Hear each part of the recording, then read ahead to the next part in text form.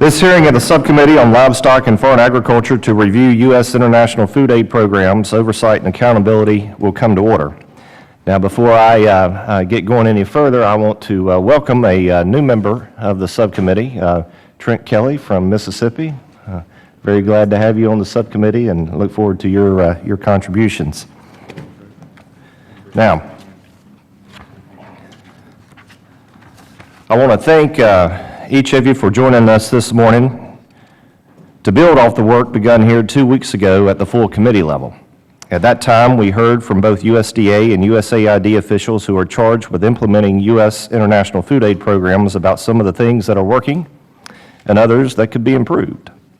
One of the programs most lauded by USAID, the Emergency Food Security Program, allows for local and regional purchases of food abroad, as well as cash transfers and food vouchers to aid those most in need. In fact, we have been made keenly aware of efforts to transform Title II of the Food for Peace Act into a cash-based assistance program that is virtually identical to the Emergency Food Security Program. But, as Chairman Conaway pointed out, reforms made in the 2014 Farm Bill have already resulted in unprecedented flexibility with Title II spending. So rather than rushing ahead with efforts to convert a time-tested food aid program into cash-based assistance, it is imperative that we monitor effects of the programs and flexibilities that are already in place. It is my hope that today's hearing will make strides in doing just that. According to the Government Accountability Office, in fiscal year 2014, the United States funded cash and voucher projects spanning across 28 countries and totaling about $410 million through the Emergency Food Safety Program. Given USAID's use of 202E funding to engage in similar projects and the push for even more Title II flexibility, I find GAO's recent report on cash-based assistance especially timely and look forward to discussing it in greater detail today.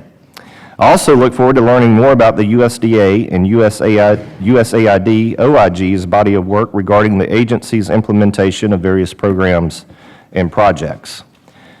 The Economic Research Service just announced that the global percentage of food insecure people will drop to 13.4% this year compared to 14.8% last year. Unfortunately, that progress may be short-lived, as the percentage of food insecure people is expected to increase to 15.1% by 2025. These figures underscore the continued importance of international food aid programs, and I am proud of the United States' long-established tradition as the leader of global efforts to alleviate hunger and malnutrition abroad. I'm especially proud of the role that the agriculture community has played in that process during the past 60 years. In order to continue this custom, additional food aid reforms must be debated in an open and transparent manner and in the context of developing the next Farm Bill. I also believe that agriculture must be an integral part of any discussions about the overall approach to global food security. Now, as we move forward, it's very important that we work to maximize cooperation and program efficiency to reach an even greater number of people in need. But in doing so, we must not lose sight of the importance of maintaining broad domestic support for these vital programs. Again, thank you all for being here today, and I look forward to continuing to work with you throughout the review process. I now yield to Ranking Member Costa for any remarks that he would like to make. Mr. Costa. Thank you very much, Chairman Ruser and members of the subcommittee. I think this is an important matter that the subcommittee provide its attention and oversight to for a host of reasons. I also appreciate the witnesses that are appearing before the subcommittee and look forward to their testimony. The United States Agency for International Development, USAID, as we refer to it, and the Department of Agriculture's Foreign Service, USDA's FAS program, must be commended for a history of long work that they do, and that's just the facts. But it's also, I think, very important as we have this oversight hearing today that we examine for the purpose of the Agriculture Committee's oversight to evaluate the implications from what I believe the traditional direct food assistance aid has done and continues to do versus the cash-based assistance effort. And let me just put it out here very clearly so everybody understands it. I have a sense that the traditional direct food aid support is a much more meritorious way to provide the support for those who need it, as opposed to a cash-based assistance effort. Frankly, I think there are all sorts of issues out there that create problems in a cash-based assistance program. And I think the GAO in their preliminary report of what I've read indicates that you're having a difficult time monitoring that and staying on top of it. And frankly, if you want to talk about getting food and needy people who are hungry, and you also want to have the corollary benefit of helping American farmers and ranchers and people, you're taking surplus food that's there and you're getting it to the people who need it. And there's a lot less, I think, room when you do a direct transfer of food itself than the sort of shenanigans that can go on when you deal with cash-based thing and in some third world countries in which, frankly, there is a level of corruption. Let's just acknowledge it for what it is. Cronyism, in which, these things happen, and we have less ability to monitor and to make control. The United States is the largest supplier of food aid. Now we've become the largest provider of cash-based assistance. And I think it's wonderful that we're in a position where we can help with all the cornucopia of plenty of food products that we grow in our country to help those who are most in need. That's an important humanitarian thing to do, and we should. But providing cash as an alternative, I think, is a poor substitute.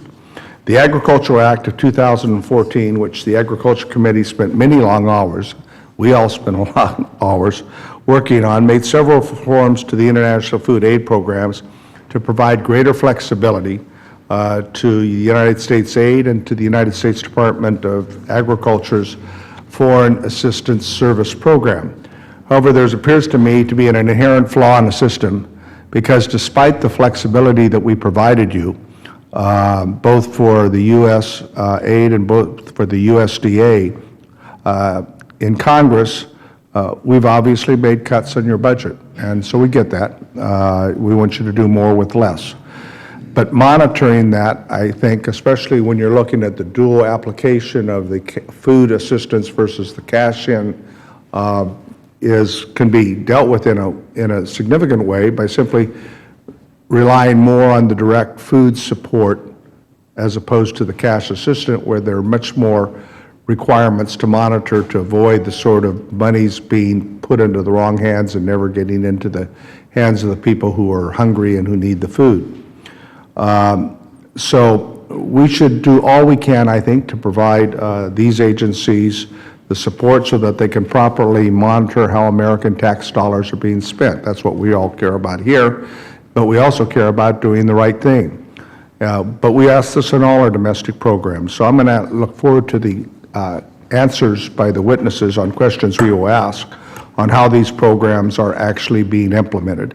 Because to provide assistance to hungry people around the world is incredibly important. It is a good part of American diplomacy as we deal in a more troubling world, and it provides American goodwill in areas where we have a lot of challenges. And I think politically and diplomatically, that is important as well.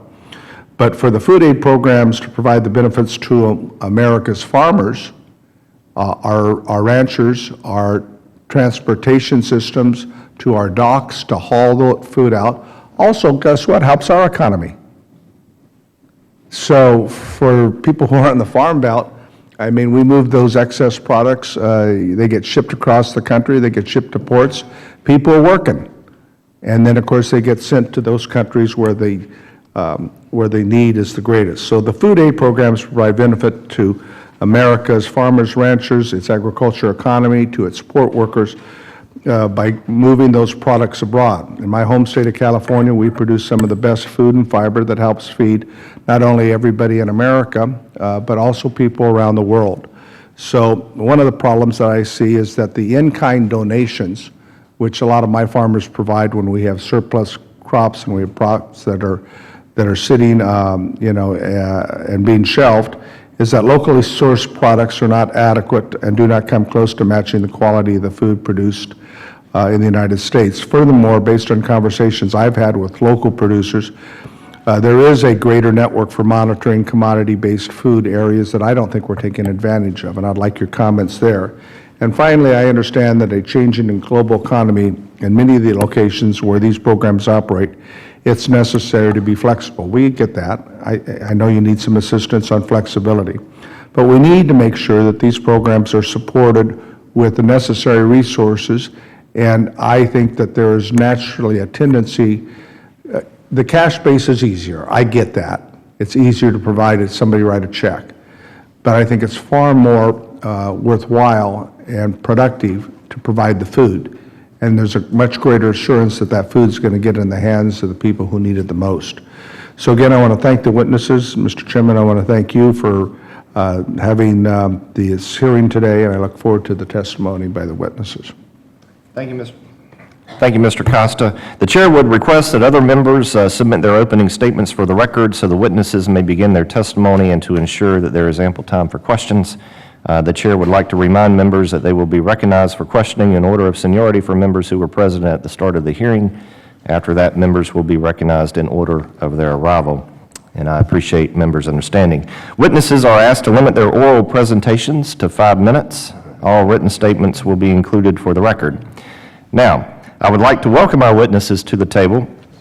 First, we have Mr. Thomas Melita, Director of International Affairs and Trade, U.S. Government Accountability Office here in Washington, D.C. Following him, we have Ms. Catherine Trujillo, Acting Deputy Inspector General, U.S. Agency for International Development, Office of Inspector General here in Washington. And then finally, we have Dr. Rod DeSmet, Deputy Assistant Inspector General for Audit, USDA Office of the Inspector General here in Washington as well. Mr. Melita, please begin when you are ready. Chairman Rouser, Ranking Member Costa, and members of the subcommittee, thank you for this opportunity to discuss our recent work reviewing international food assistance delivered through cash transfers and voucher programs funded and overseen by the U.S. Agency for International Development.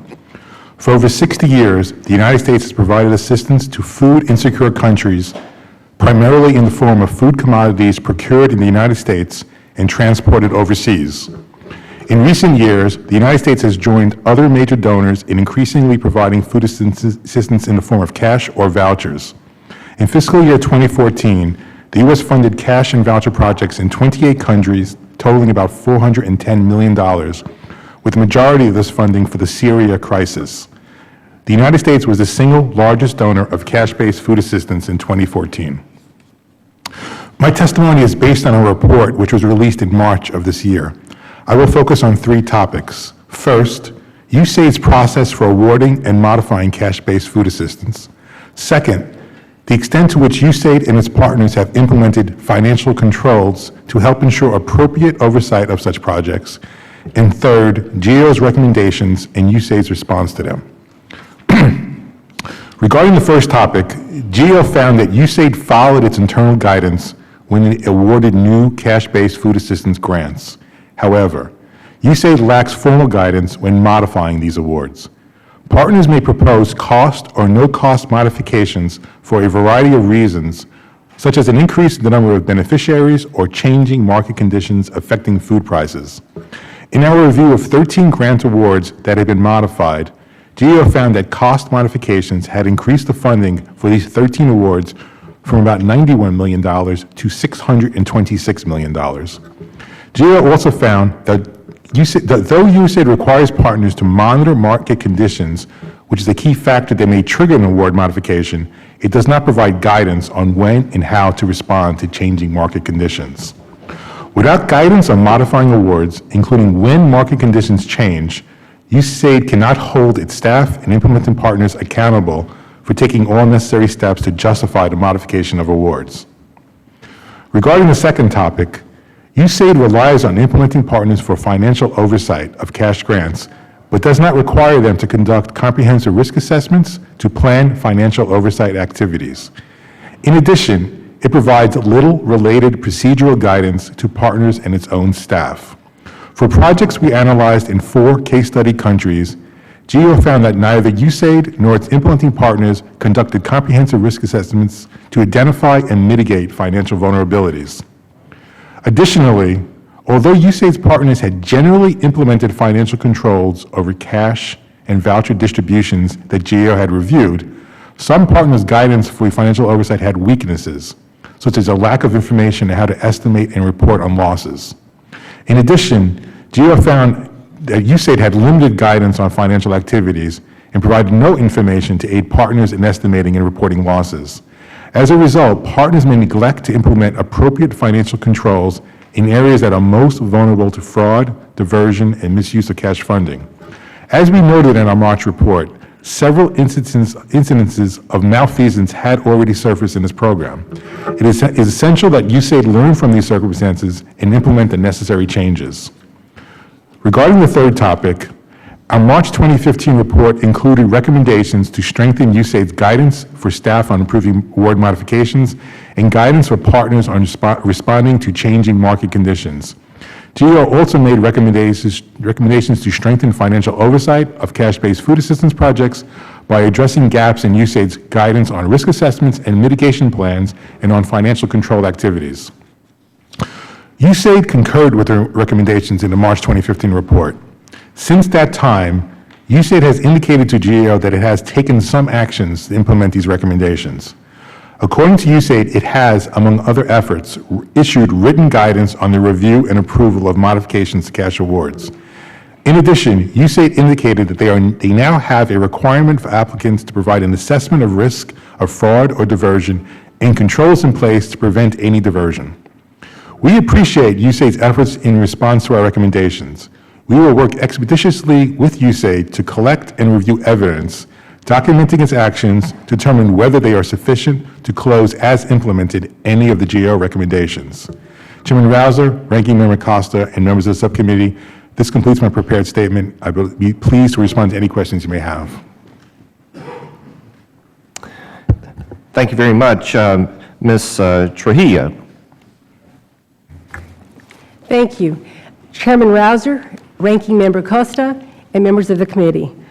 I am pleased to appear before you today on behalf of the Office of Inspector General for USAID, and we appreciate the committee's interest in our work to improve the effectiveness in international food aid programs.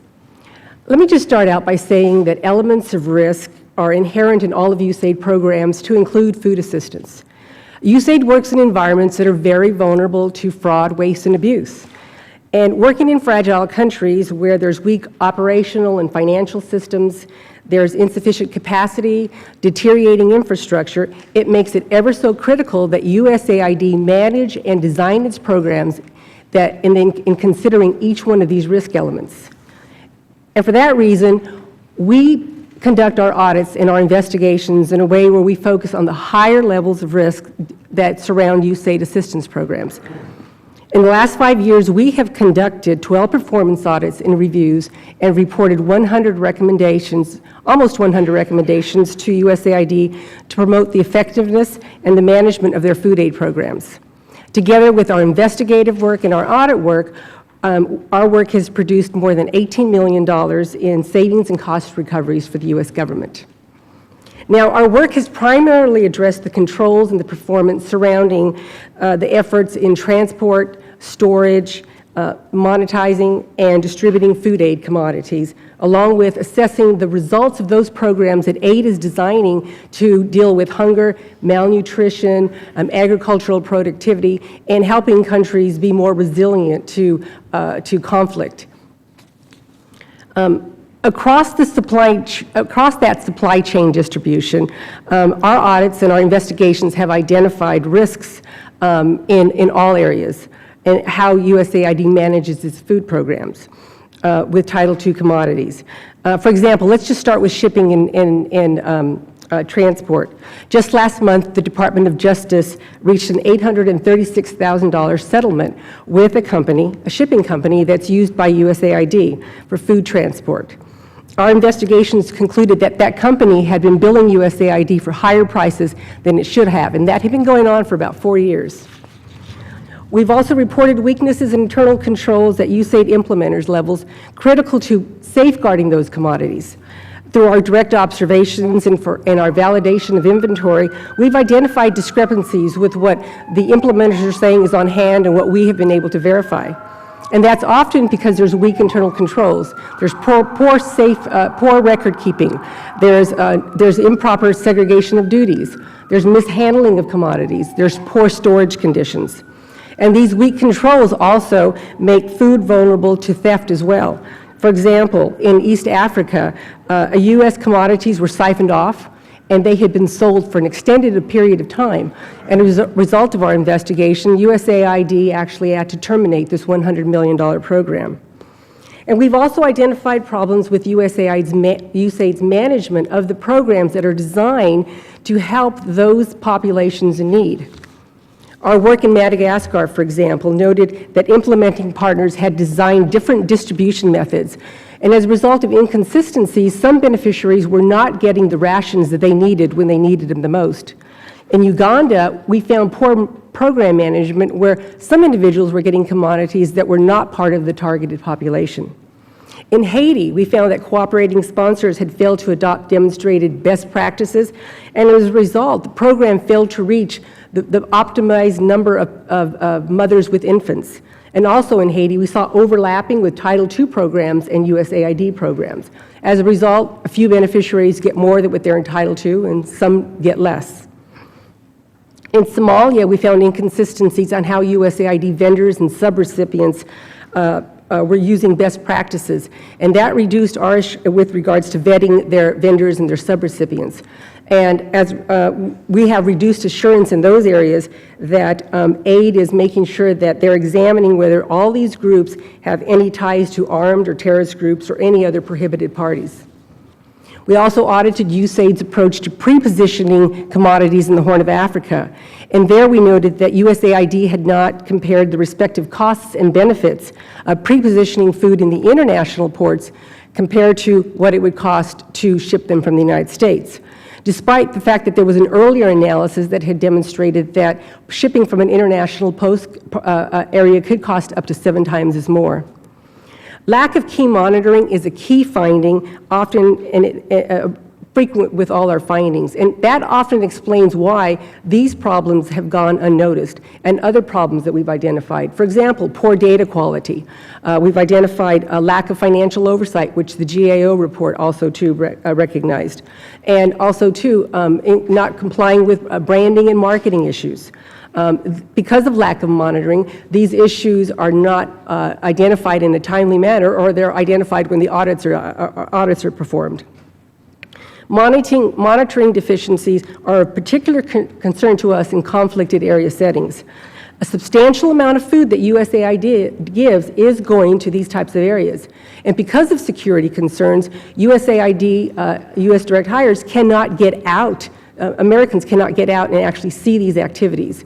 And therefore, we take very seriously any thefts of reports, and we actively investigate those, like in areas such as Syria. Now, I don't want to just leave this on a negative point, because as Congressman Costa said, this is an important program. And we have seen successes in-kind commodities. We've talked to direct beneficiaries who had chronic health issues, and they have shared with us that they have received these commodities and their health has improved. We've spoken with farmers who said they're seeing improved productivity. They're actually seeing that they're able to now use new technologies that they're learning under the Food for Peace program. So this is a positive aspect of the in-kind commodity programs. Moving forward, we plan to continue to execute our oversight plans. We'll need to move to the next witness. I've let you go about 2 minutes over. That's okay. Oh. You can make it up during the answer of your questions. I apologize. No problem. Mr. DeSmit. Good morning, Chairman Rouser, Ranking Member Costa, and members of the subcommittee. Thank you for this opportunity to discuss OIG's oversight of USDA's Food for Progress program. As you know, a large part of OIG's mission is to promote the efficiency and effectiveness of USDA programs, such as Food for Progress, by performing audits to reduce fraud, waste, and abuse. Our audits are designed to determine if programs are functioning as intended, and when we identify problems, we make recommendations that we believe will help USDA agencies better accomplish their missions. FAS administers the Food for Progress program through agreements with various entities, including private voluntary organizations, or PVOs.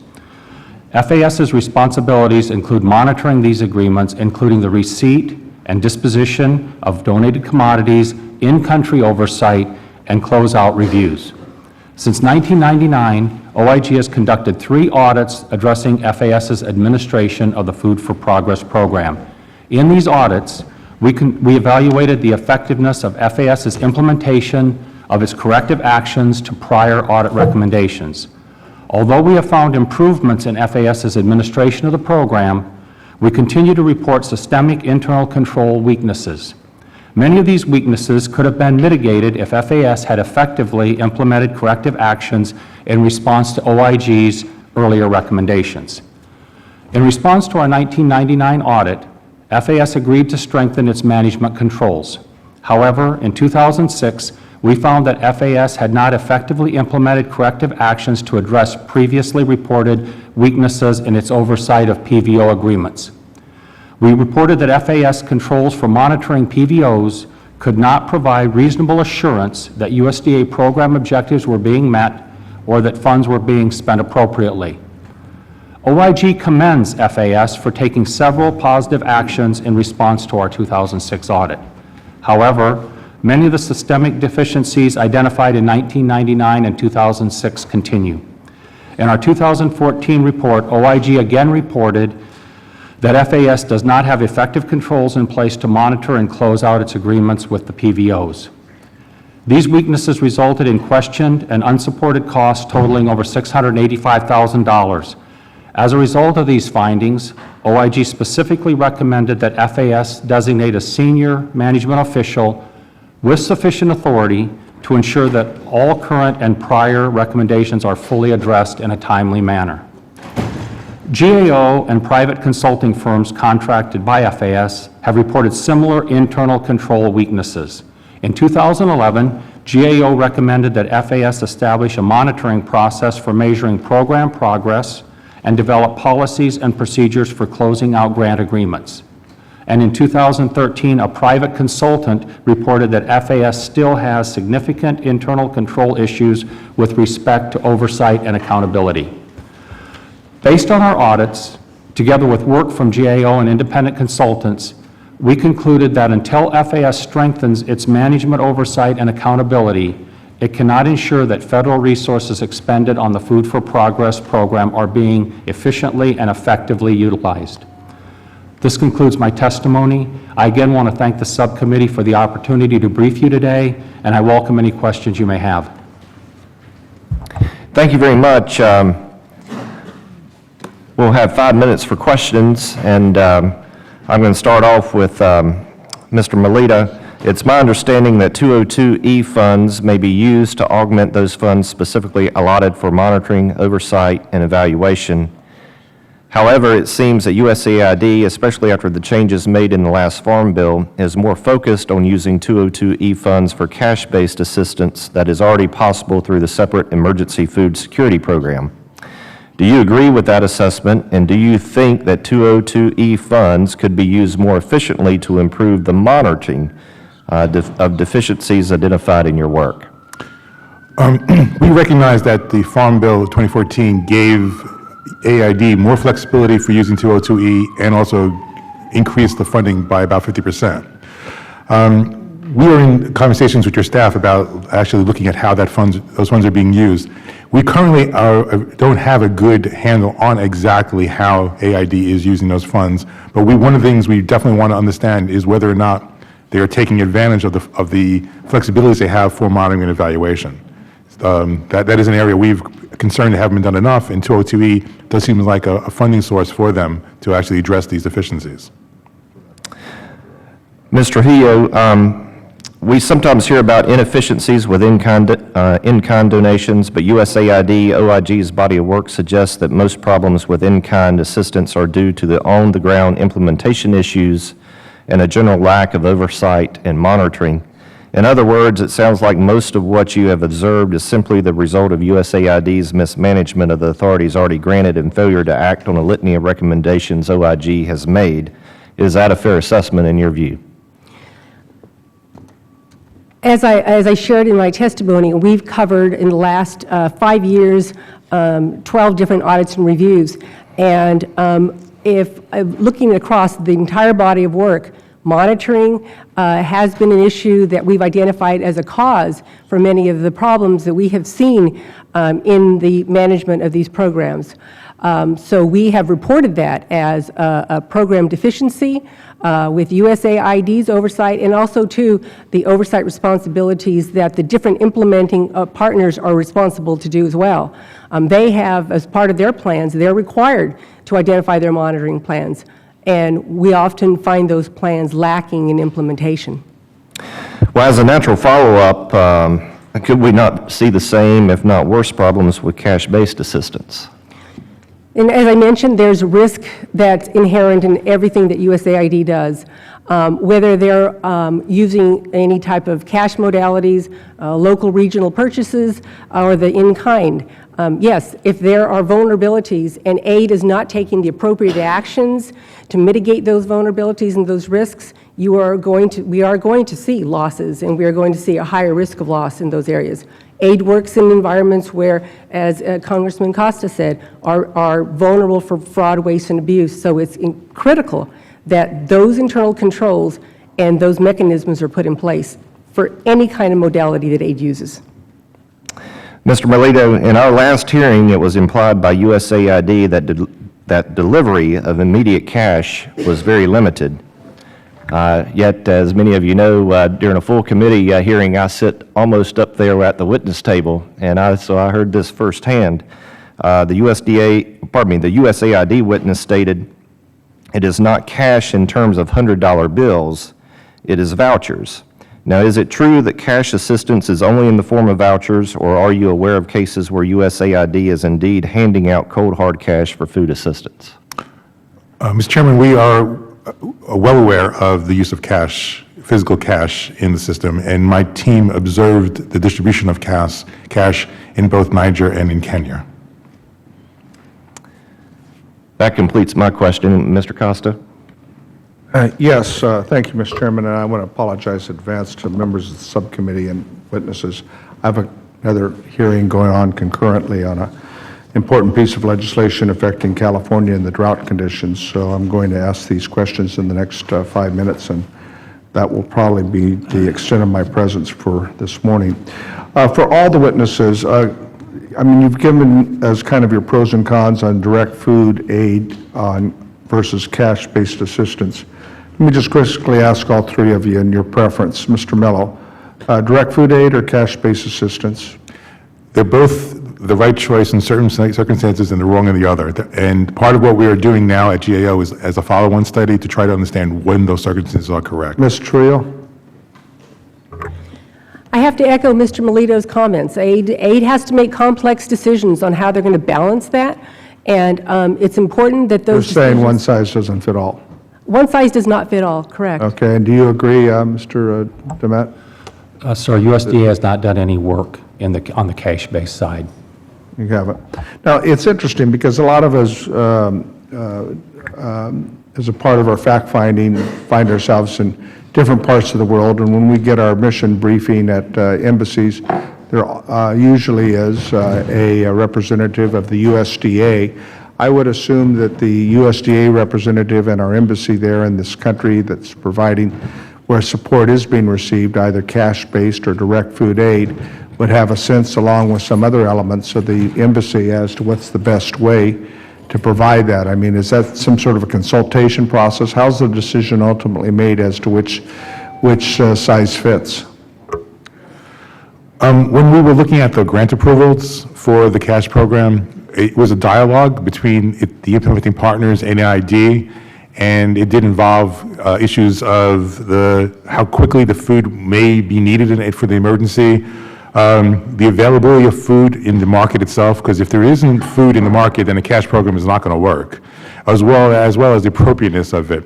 So there was a discussion between AID and the implementing partner on these factors, and they did basically make the justification for cash once they determined that those three factors were met. Did you find there's a more likelihood or evidence that cash or vouchers are more likely to be diverted or used more fraudulently than in-kind food commodities? GEO has raised concerns about diversion for both the cash program and the commodity program. And in both cases, one area where we really wish they would improve is measurement of loss. That would become a statistic that you would use to see whether the program is improving over time, and the measurement of loss is weak for both the commodity program and the cash program.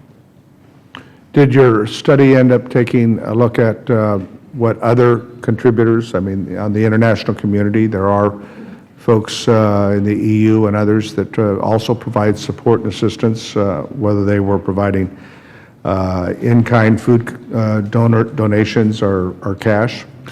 Almost every other donor in the world provides resources to the World Food Program, and then lets the World Food Program decide how to use those resources. So for the most part, they're giving money to the World Food Program to either buy commodities or to provide cash. The U.S. government is while being the largest provider of all modalities, is also the only one providing physical commodities in any large number. Mr. Trujillo, your investigation revealed areas of increased risk for fraud or diversion with cash or voucher distribution programs in U.S. commodities. If, in fact, those that you have discovered and some you noted in your testimony, what efforts are you made to implement to the partner or the suspects where that fraudulent activity is doing, and what actions do you take? Thank you for that question. Our investigators are very aggressive, as I mentioned, in following up with any allegations of criminal acts or fraud. In the cases where the investigations have concluded that a criminal act was done, we work with the Department of Justice. We work with to get these cases. On a case-by-case basis, are you working with the embassies as well in these countries? Well, if it's an American-based an implementer, we'll be working with notifying the embassy, but we're working largely with the Justice Department here in the United States to resolve these and take actions. No, I'm just wondering, though, but with cutback of resources, we have these embassies there on the ground, there where the rubber meets the road. Most of these embassies, to the degree they're staffed up, have a lot of resources, and they know kind of what's going on in the country and where most of the corruption lies. Mm-hmm. So it seems to me, and a lot of times USDA or others have people in those embassies. Right. So I'm just trying to understand if you work with them as well. We do have investigators that are actually posted overseas, and we cover USAID regionally through these overseas offices. These investigators do collaborate with the other law enforcement agencies at the agencies that are there. So there is coordinated investigative efforts on any allegations of fraud especially those that cut across the different agencies there. Yes. Thank you very much. My time's expired. I noticed that our chairman of the committee, okay. I'll ask questions in the correct order, so I got here late. Thank you. Very good. I'll turn to our friend from Florida, Mr. Yoho. Thank you, Mr. Chairman. Appreciate this important committee hearing. Appreciate you all being here. Mr. Melito, I appreciate your directness and unfettered reports. The purpose is to make sure that the money that the American people are taxed for to provide relief to people in need go to the people that it was intended to. And when I look at, public law, this is not like something new we're doing. We might be going into a new era. But when I look at the 1954 public law, Agricultural Trade and Development, it states the law's original purpose was to expand the international trade to promote economic stability of the American agriculture, to make maximum use of surplus ag commodities in the furtherance of foreign policy, and to stimulate the expansion of foreign trade in agricultural commodity products in the U.S. And of course, it's morphed since then to now it's a humanitarian goal in addition to those others. And I find disturbing that Mr. Trujillo you were talking about it took you 4 years to find a deficiency in a program, yet it hasn't been corrected. Take me through the process of you going into a country, because I know we have conflict countries and we have non-conflict countries. Going into a country to set up a program where you set up that program, you initiate it, whether it's food, whether it's vouchers, whether it's cash, and I agree 100% with Mr. Costa's assessment. I would rather give commodities. I know it's more expensive, but I think it's more representative of America, and I think the taxpayers would be better served by doing that, as our farmers would be. So when you go into a country and you set up a program, I would assume you have a program that says, all right, this is the beginning of it, and we're going to distribute throughout the region, and these are the metrics we are going to set up, and we are going to follow those so that we can measure, so there is no fraud, there is no waste, there is no abuse. How do you do that? And if you do it properly, there shouldn't be a miscommunication of where'd the money go? Thank you for that question. It is AID's responsibility to identify up front, as part of their program design, what are those risk factors that they need to consider in doing exactly what you're talking about. When they set up a program in country, much of the Food for Peace programs are centrally managed here out of Washington, so Washington should be involved in that. They set up those metrics, they set up what those controls are, and they should be monitoring that. That's their responsibility. Our responsibility as an oversight body is to make sure that those processes and those procedures are being followed. Now, why did... Okay, I'm going to interrupt you there. You're supposed to monitor and make sure they're being followed, but yet when I look at what Mr. DeSmit said, that FAS since 1999, OIG recommended they make these changes. That's 16 years it takes. I mean, and it sounds like the changes weren't made to be held accountable. Why is that? Is this for Mr.? Oh.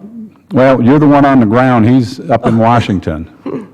I'd like to hear from both of you if I have time. Again, FAS has made changes and has responded to each of our recommendations in 99 and 2006 and 2014. What we found, though, is... I think you said they didn't do it in a timely manner. They did not, and they didn't go far enough. They come back, and in the last audit we did, and in the 2006 audit also, they come back with staff. They did not have the staff and the resources to implement all of their changes timely, and they prioritized their resources to get the grants out rather than on monitoring and closing out the... I come from the private sector, and if we had a business that was running like that, and we tasked people to manage that business, and they don't perform that way, we would fire that person. And if you're set up to have it staffed to do that, why are people not being held accountable for that? Because, you know, I've got to go back to my district and sell to the people in my district that we're giving cash to foreign countries, yet I've got people struggling in my district. And I just find it unconscionable that we're not doing a better job spending the American taxpayers' money in a responsible manner. I'm about out of time, but go ahead quickly. Well, I just wanted to mention, our oversight effort is on the ground, as you mentioned. We are looking at the activity. So for every one of these examples that I gave you, we provided recommendations to address the cause for why monitoring wasn't happening effectively. It's AID's responsibility, and we followed up with those actions that they've taken. So for that one particular activity, we'll go back and we'll look to see have those actions been implemented. And often the case it hasn't. That's been one activity. AID implements hundreds of activities. So I'm out of time. I appreciate it. Mr. Chairman, I yield back. Thank you. Ms. Plaskett? Yes, hi, good morning. I was looking at your statement, Ms. Trujillo, and I saw that you talked about over-reporting. There are problems of under-reporting and over-reporting, and that then has plays a part in your determining whether there are efficiencies in the program. What would be over-reporting, and how would that impact your reports? Well, that particular issue was discussed about when we talked about data quality. Data is important. Data is what is used to make decisions. And in this particular case, an implementer is identifying to USAID and reporting that they have reached a certain number of beneficiaries. And when we go out and we verify the information that they have stored, their data, we identify that no, they either misrepresented that number because of errors in their monitoring and evaluation system, so they're over-reporting what they've actually achieved on that one particular activity. And that's what we meant by that. Okay, and could you explain, you may have done it previously, cash transfers? I don't know which witness would best be able to do that for me. What exactly are cash transfers, and how do they work in the food aid context? The use of cash is done in one of four ways. In one extreme, it's the actual passing out of physical cash. Then there is the use of a financial institution, so you'd have money that the beneficiary can go and receive from the bank or a bank-like entity. And then there are two types of vouchers. There are physical vouchers, and then there are electronic cards that function like a voucher. Those would be the four ways that cash transfers are And used. it's determined by what? The efficiencies in the particular area that money is going to be used? The determination is multifaceted, but I think the most, for either extreme, it's basically on how developed the financial system is. You couldn't use an electronic voucher in places that don't have a financial institution that can use it. We're seeing it in Jordan, which has a fairly developed financial process, but we didn't see it in Niger, in a rural area of Niger, where you had to basically rely on much more traditional methods. In there, we actually saw the use of physical cash. So once they determine they're going to use a cash-type transfer, they then figure out the modality that seems most appropriate for that particular beneficiary. And what do you think, in your estimation, what is the likelihood? Are we going to be going to more cash, or will this be stable, or will we still have the continuance of commodities going to these countries? The use of cash has grown steadily since 2010, but it's come out of the EFSP, which is the 150 account on the foreign assistance side. The use of commodities has remained steady under Title II during this time. So has there been a decrease in commodities going? no, there has not. The decrease only in terms of the tonnage goes up and down based on price and such, but the program has been steadily funded. And AID, that is still the single largest modality. So when you say the tonnage goes up and down based on price or based on the need that are in specific areas that you've identified? It's both. It fluctuates between about $1.5 billion to $2 billion a year based on whether or not there's a new emergency that's coming out. But then the price of food itself does determine tonnage as well. So if food is costing more, then we're sending less? There are times when high prices of food does impact the tonnage, yes. Even if the need is still there? Well, this is one of the reasons that AID would like to have flexibility, because they also want to be able to purchase food locally and regionally where the prices may be better, or use cash. The opportunities that the three modalities of cash, local and regional procurement, and U.S. commodities give them is to basically try to smooth out those kind of uncertainties. And in areas, I'm running out of time quickly, in areas where they do not have their own crops or the means to purchase any foods, what are we doing in long terms aside from just the commodities in those areas? Well, under the Feed the Future initiative, they're trying very hard right now to improve agriculture productivity across the world, and I'm sure in countries like that, the focus is not just on the immediate need, but on dealing with the chronic underlying problem. Okay, thank you. Thank you, Mr. Chair. Mr. King from Iowa. Thank you, Mr. Chairman. I appreciate this hearing, and I appreciate the witnesses. It raises my curiosity, Ms. Trujillo, when you talked about some of the aid being siphoned off in Africa, and I'd ask if you could flesh that out a little bit more on which countries and how that actually happened. This was the situation in East Africa where it was commodities, it was wheat that was siphoned off, taken to a milling factory, made into flour, and then sold internationally. In what country? You know what, I don't have, forgive me. Can I get back to you? That's fine, that's Can I get okay. back If you with could you on get that exact to us history? after the hearing, that would be fine. Okay. I wanted to also ask you about the coordination of food aid to those who are receiving antiretroviral drugs. Can you talk a little bit about that kind of coordination? I'm at, just for the benefit of the committee, in case we haven't come across that those drugs are not particularly effective unless there's high-protein food also that goes along with them. And if we ensure that the people that are taking antiretroviral drugs also have access, especially to high-protein food, then the drugs are effective. If they're not, the drugs aren't effective. So I'm asking you about what about the level of coordination so that we are ensuring that high-protein nutrition is available to the people that are also receiving medication that are HIV positive?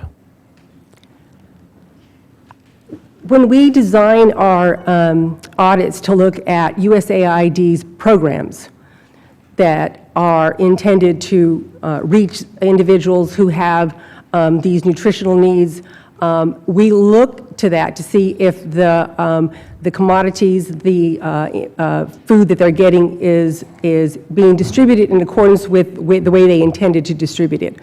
So if we were to identify in any situation that those populations were not getting that, that would be one of our findings in our report. As far as coordination, I can't speak to that specifically. The level of coordination. Is that, you're talking about a report that's written or one that will be written?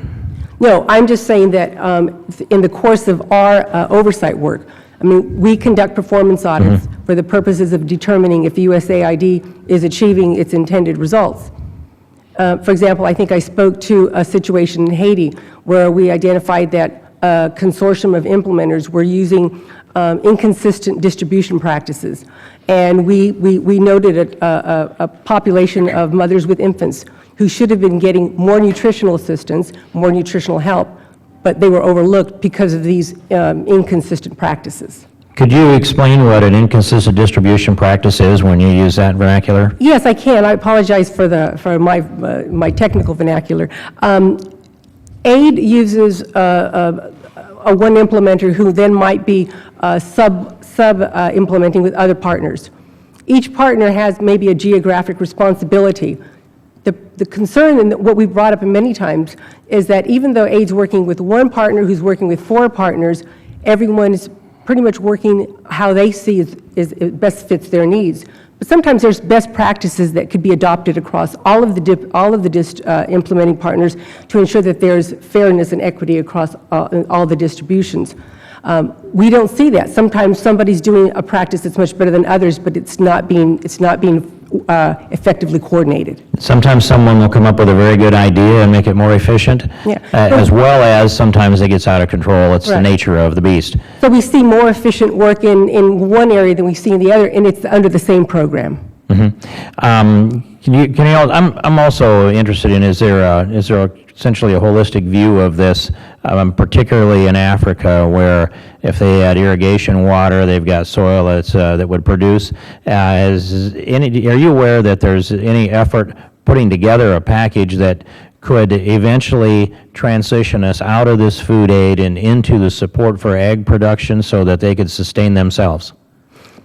Well, under our, that's how I was going to end with before I ran out of time, our ongoing effort moving forward, we are going to be focusing on Feed the Future and looking at exactly this. We are going to be looking at how AID is implementing programs to improve agricultural value chains, to teach new technologies to farmers so that they can be more productive. So this is going to be a focus not only with Feed the Future in Haiti and in, I lost my train of thought on the next one. But anyway, we've got our plan moving forward for 16, and we have identified Feed the Future as one of our priority areas moving forward. That's fine. Thank you. I'll be very interested in that as that unfolds. Appreciate it, and I yield back, Mr. Chairman. Thank you, Mr. King. Mr. Kelly, and again, welcome to the subcommittee. Thank you, Mr. Chairman, and thank you to the witnesses for being here today. Just a few brief questions. Number one, what percentage now of our aid goes with in-kind versus cash? What percentage would you say is each? It's about, I mean, this is a rough number, but it's about 55, 60% in kind, and the rest is LRP or cash. Okay. A follow-up on that, and it's more of a statement than a question. The question will follow. I think it's inherently important that we understand the value of when we send these in kind, the presence of USAID on the side, USAID on the side of those bags, and people seeing those. That shows our presence there, and we lose that with the invisibility of cash or those type of transactions. So I think that's important to show that we are helping the world when we're doing that. Tanzania in particular? What basis, and I know you've kind of answered this, so basis is probably not quite the answer I'm looking for. What criteria are you using to determine whether or not it is in-kind versus a cash transaction? Are those things like the maturity and the corruption level of a government? Are they the location of that government? Are they, what criteria is used, if you can explain that? So we explained on the programming side what they were looking at to decide whether cash was the right modality. And that included the need for speed if the crisis was unfolding rapidly, whether or not there's actually food available in the market, because if there isn't food available in the market, then you don't want to bring cash into it. You'll have price increases without any benefit. And then finally, whether you're more likely to get appropriate food to the beneficiary. So this is all on performance side. We observed, though, that they did not do what we called comprehensive risk assessments on the financial controls side. So the market itself may be appropriate because there's enough food available that you bring cash in and it could work, but you also need to determine whether or not there's a financial entity on the other side you can trust and work with. And you need to make sure that you have the mitigation strategies in place if financial problems arise. So there's two sides to this. There's making the program effective in terms of feeding people, but also there's a side of making sure the proper accountability for the funds is in place. And again, I just want to make sure that we're doing the best thing to get food in the hands of those who most need it. And from a little bit of different perspective that I had in my 2005 tour in Iraq, we had to deal a lot with local governments, and I had to deal with 3.5 different provinces. And so with each of those local governments within that nation, we dealt differently in how we distributed relief or products or whatever we were dealing with to those local governments based on the local governments. How can you give me a comfort level that we are doing the same thing with USAID to make sure that the right, whether in kind or cash, is going to the right person, which best assists us in getting food in the right people's hands? We did observe several distributions of either cash or vouchers, for our case study countries. And as part of the distribution, we made sure that the basic control structures were in place. They had a verified list of beneficiaries in advance. There was an attempt to make sure that the person who was coming forward was the person who was on that list. There was something like a thumbprint recorded to demonstrate that that person was that person. We also looked at the reconciliation process on the other end. So we did find some level of assurance that we wanted to see, but there were still weaknesses. And as well, if I could just add, during the course of our work, we will, as I said, we are on the ground. We will verify with the beneficiaries, asking them, did they know, first of all, what they were supposed to receive, and did they receive it? And we try to verify what was the quality of it, and is it helping as it was intended to help? Mr. Chairman, I yield back the remainder of my time. I now recognize the chairman of the full committee, Mr. Conaway. Well, thank you, Mr. Chairman. Thanks for being here. How many countries do we operate food programs in any of the three modalities? How many countries? I'm going to probably have to get back to you. There were 28 countries for cash, but I think the number is in excess of 40 when you bring all the modalities, but I will get back to you with that. Something in the range of 40. So Yes. broad brush answers, I mean, you know one answer fits any one country, particularly in terms of these kind of questions. They're generally using multiple modalities. I know, but Yes. here's the question. When we find folks, Ms. Trujillo, you talked about in East Africa, theft on an industrial scale, Pakistan, Uganda, all these areas you found. How do we make sure that the folks who perpetrated that problem, they may or may not be prosecuted locally, but how do we make sure that we're not dealing with those folks again 2 years later because of the exigencies on the ground, that we see these folks coming back into the system? How do we know that we're not still dealing with the bad guys? And again, there are 40 countries. You got 40 answers, I guess. And that is a very important question. I wouldn't have asked it otherwise. That's a very important question, yeah. Just kidding. When we do meet a lot of bad guys. And so we coordinate closely with USAID. We work to have either the individual or the company debarred, suspended, so that they cannot. In each of these countries, are there reporting systems good enough that the local USAID folks who turn over from time to time, I mean, is there enough local reporting, local data kept so that the new USAID folks come in and you know, a couple of years have gone by? How do you do that? I'm confused, or concerned, obviously, that we still wind up the same bad actors, 4 years down the road. Well, Because of turnover in our team. yeah, well, this is all, all of these risks need to be considered in the actual And procurement. who does that? Is there a local USAID person on the ground that's got full, flat-out responsibility deciding who's the implementer, who's not, making all these decisions?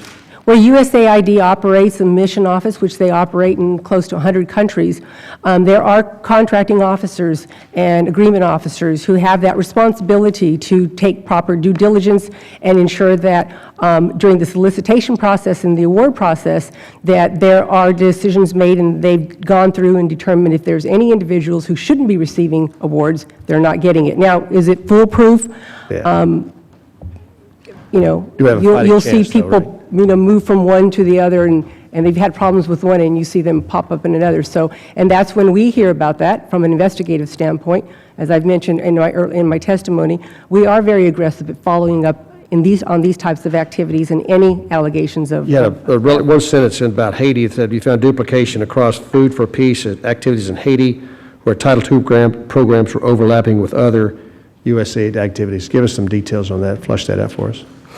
Well, aid, as you know, in Haiti, they run a mission as well that has all the sectors. They work in agricultural and development, health, education.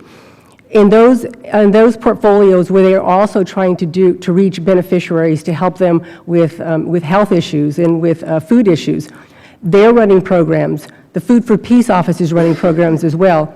And in these cases where there's a lack of coordination between the two offices within USAID, we have seen where activities have actually been on top of each other. That can't be an official policy that they don't operate together. There's must got to be some sort of a policy statement that they do coordinate.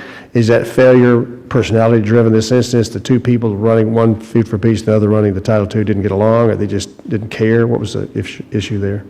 Why? I mean, it can't be USAID. I mean, that can't be the official policy. The policy is that they're supposed to make sure that they deconflict. In this instance, why didn't these two folks speak to each other? My experience, because I've worked in the field for many years, I've seen oftentimes, as you've got, especially in an emergency situation like Haiti, where you've got many implementers trying to get on the ground and roll out activities quickly, oftentimes coordination amongst the offices Okay, so hinders. this particular sentence that you put in your testimony, was it related to an emergency circumstance like that, or was it a long-running inability to coordinate with each other?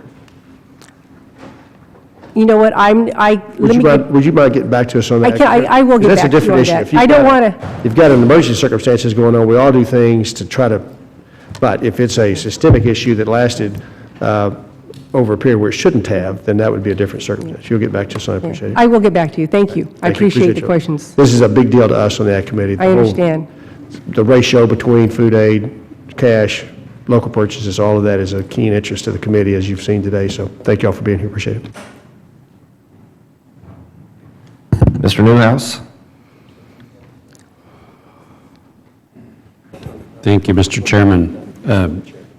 I appreciate everybody being here this morning. This is, as Chairman Conway just said, this is an issue of very keen interest. I understand it's in many situations around the world, you're making the best of a bad situation, perhaps, is one way to characterize it. So I appreciate the difficulty in delivering food assistance in the most efficient method possible, but effort needs to be made to make that as good as we can. I apologize if this question has been asked already, but much of the aid we are sending overseas is ending up in Syria, and understandably so. So I would like to ask Mr. Melito as well as Ms. Trujillo to talk a little bit about in places like Syria where we have inability to send personnel to actually see firsthand to make sure that the delivery is happening. What kind of oversight is in place to make sure that people in need are actually getting the assistance versus perhaps some of the groups that we're actually in a continuing struggle with, such as ISIS or the Syrian military? So how can we assure the American people that aid is getting into the people's hands that we want it to, and not those that are trying to do us harm? It's a very difficult challenge. So for Syria, the program is basically divided into efforts to help Syrians within Syria, and then efforts to help the refugees who've left Syria. For the cash job, we were looking at the services provided to the Syrian refugees in Jordan. So there you have it's a relatively safe environment, and you have contact with the beneficiaries. You can implement some of the monitoring that you would hope to implement. We have a study that we just began for House Foreign Affairs, which is going to try to understand the larger Syria program, which includes efforts to work within Syria. We're really at the very beginning of that job, so I can't really talk about what we're going to find. But I do know from previous work we did looking at Somalia, when you're in an environment of conflict, in an environment where the U.S. government can't operate, so in Somalia and in Syria, there are places that we cannot send U.S. citizens, you end up relying on third parties. And then you have to come into a process where you can trust these third parties. And it's a difficult process. So. And if I could share, we, as Tom mentioned, our work too is relatively new. We have more work planned for this next year, but we did conduct an audit of the Food for Peace activities that are being implemented for Syria. And the extent of our, we too could not travel into Syria, but what we did is we looked at each of the implementing partners' controls. We looked to see how they were monitoring and how they were validating to ensure that, and we were looking at flour that was being sent to bakeries, what they were doing to ensure that the flour actually got to the bakery. And so they were implementing various different types of mechanisms to have a third-party monitoring, volunteers in Syria to call back to the implementers to confirm delivery of the flour. But the biggest challenge is the fact that there's nobody from USAID who can go in and do that direct kind of monitoring. So what's your level of comfort that the aid is actually getting where we want it to go? Well, it's testing the controls that the implementers have in place, trying to get access to these getting access to these third-party monitors. The World Food Program, their OIG, actually was able to send people into Syria and do a much more thorough test of the controls of World Food Program's implementers. Okay. And they identified very much similar issues that we've identified on the in-kind. Before my time's up, I just wanted to ask you, Ms. Trujillo, you mentioned a shipping company that you found was overcharging and had been for many years. Are you still using that shipping company? I I don't know. I can't answer that question. I'd be interested if you could find an answer. Okay, I will. Thank you. But thank you, Mr. Chairman. I yield back. I recognize the ranking member of the full committee, Mr. Peterson. Thank you, Mr. Chairman. So I don't know if you could answer the first part of this question, which is how do you, if you're going to go to cash, how do you determine where to do that? Is it based on whether our commodities are undermining a legitimate agriculture market that might be in that country? You know, I don't know exactly how that's done, but the more relevant question is, how do you, in the areas that need assistance, and and I guess maybe need cash, are probably the most corrupt areas that there are, and how are you going to ever deal with that? I mean, you've got indications of not being able to get this through the problems in those countries, and that's where it's most needed. Is there ever going to be a solution in those countries, that you can rely on? So one of the recommendations of GAO was, before you implement a cash or voucher program, is to do what we call a comprehensive risk assessment. What? A comprehensive risk assessment, where you're really trying to objectively assess whether you can operate, whether the financial systems, the vendors that are there, or provide a reasonable level of assurance and trust. And if the answer is no, then you probably shouldn't do it. So, but you need to make an assessment in advance. And that's done in every case? Well, we weren't observing it, so that was one of our recommendations. But that hasn't been done necessarily? Since our March report, AID has made it clear that that will now be a new requirement, but that's moving forward. So it's not going to be a requirement? It will be. They agreed to our recommendation, and they say they will do it.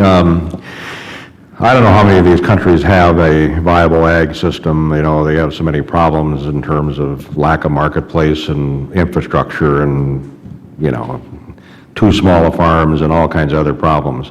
Is that taken into consideration when you decide what kind of aid is going into these countries? Because I've heard that, complaints that our commodities going in undermine the existing, or undermine anything that's getting developed there. And I think in the long term, we would want those countries to be able to feed themselves. And I've not been to Africa much, but when I've been there, it's apparent to me that they've got the land and the water that they could feed themselves if they could just straighten out all the other problems. Yeah. So there really are three modalities. It's U.S. commodities, which is still a very substantial part of the program. There's local and regional procurement. So it's buying commodities locally or in a neighboring country. And then finally, it's using cash or vouchers. So the local and regional procurement idea would be to, if a country has a severe drought in one part of it, but it's actually fine in the other part, you're helping them with logistics, basically, of moving the food from where the surplus part of the country down to the part that needs it. And that would be considered hopefully also supporting the market as well in that country. So AID has asked for these three modalities, and they all make sense in certain circumstances. The question is whether or not you've done a legitimate market assessment and really analyze the underlying circumstance, and then choose the appropriate modality for the circumstance. Anybody else have any comments?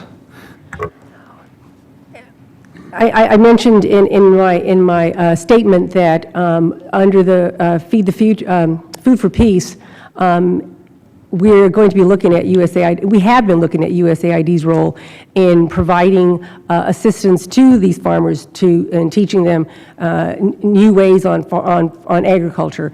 And in cases, many cases, we've spoken to these recipients who have seen positive results. They need to be seen on a much broader scale so that when these countries do have conflict, they're resilient enough to get through it. And this is a large-scale program that is a priority. I was in Haiti earlier this year, and I was at one of these research facilities where they had a USAID guy that was trying to develop varieties to grow there, and that, And I don't know how come, but he couldn't get help to determine how to find the seed and the varieties that he was trying to grow in these test plots, and so I had to hook him up with some people that I knew in the U.S. Why can't the bureaucracy get that kind of information to people out there he was doing the right thing, but it seemed like he couldn't get any help from anybody to get what he needed, Yeah, I do. I just want to add that there does seem to be a strong interest in trying to address the underlying chronic food insecurity. Feed the Future, that is really its goal. Feed the Future is trying to leverage the efforts of multiple U.S. agencies to address what you're saying, but it's still a relatively new program, 5-6 years old, and I'm sure there are still things they could improve on. Well, 5-6 years seems like a lot of time to me, but yield back. Ms. Hartzler. Thank you, Mr. Chairman. Thank you, everyone. I understand that while the implementation of cash-based assistance programs may be subject to some level of third-party monitoring, there's virtually no monitoring by U.S. government officials. So do I have that correct? We reported that in many of these countries, there's only one on-the-ground U.S. government official, and that person has responsibilities that go beyond the cash program. They may be responsible for other AID programs, and also due to security concerns, they might not be able to travel to where the operations are going on. So yes, they then rely on third-party monitoring. What are some of the third-party entities that are monitoring these? These would be locally based organizations that they contract with. So it comes down to the vetting process that the AID is going through in terms of whether or not that the organization has the capability to do it, as well as the financial assurance aspects they're looking for. What type of monitoring report do they give back? So is it they get on the phone and say, hey, yeah, everything's going great here, or what are they required to provide back as far as evidence of their monitoring? Well, we've looked at this on several different reports in the past, commodity ones as well as cash. It varies. I mean, in some cases, it can be actually a pretty detailed checklist that they want them to fill out. In other cases, it might just be that they want to report on that the commodities were distributed. It's part of what we would like to see is a more uniform process for monitoring, so that you cannot just, because you have two goals. You want to make sure the program is working right, and you want to make sure the food is not being diverted, and you want to make sure your monitoring is giving you useful information on both of those goals. And the question was specifically on cash-based, so that's even more tricky, where you're not actually distributing rice or... Well, cash gives you some opportunities that the commodity program doesn't, because you're now dealing with, in many cases, let's say physical cash. Let's talk about the vouchers or the electronic debit cards. It gives you a new intermediary, which is often a financial institution. So you may actually get data that you hadn't gotten before. If it's a fairly mature financial institution, it could be actually a fairly robust set of records. But again, you need to know that the organization exists and you trust them. So both modalities, cash and commodities, have challenges and opportunities. I keep stressing that, but that is the case. Okay. This question from Ms. Trujillo.